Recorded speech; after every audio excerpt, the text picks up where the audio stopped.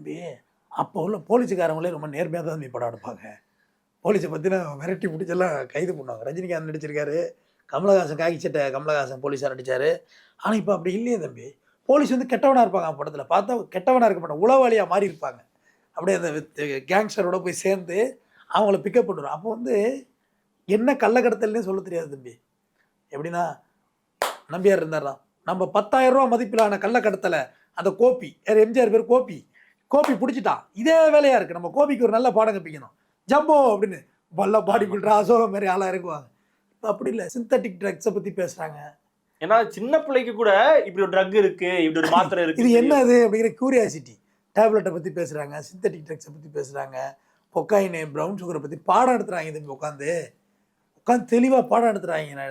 எப்படி, அதாவது பள்ளிக்கூடத்துல எதெல்லாம் கற்பிக்க கூடாதுன்னு நினைச்சு ஒழிச்சு வச்சிருந்தோமோ அது எல்லாமே சினிமா மூலியமா மக்களுக்கு கற்பிச்சுட்டு இருக்காங்க. சரியா அதை வயசேன்னு சொல்லி கல்லியில் எழுதின லவ்வை வந்து பள்ளியில் காட்டுறாங்க தம்பி. அதுக்குன்னு ஒரு வயசு இருக்குது, ஒரு வரம்பு இருக்குது. ஒன்று செக்ஸ் எஜுகேஷனையும் ப்ராப்பராக பண்ணணும், சொல்லிக் கொடுக்கணும். தம்பி ஒரு விஷயத்தை ஓப்பனாக போட்டு உடச்சிட்டிங்கன்னா தப்பே இல்லை. நெருப்பு சூடும்னு குழந்தைய ஒரு வாட்டி லைட்டாக மெழுகுவரத்தில் கை வச்சு எடுத்துட்டிங்கன்னா அது நெருப்புக்கிட்ட போகாது. பிள்ளை நீ நெருப்புக்கிட்டையும் போட மாட்டேற, அதை பற்றியான ஆர்வத்தையும் அதிகப்படுத்துகிற. அப்போ தப்பான சொசைட்டி தானே உருவாகும். இப்போ அது எங்கே வந்து நிற்கிதுன்னா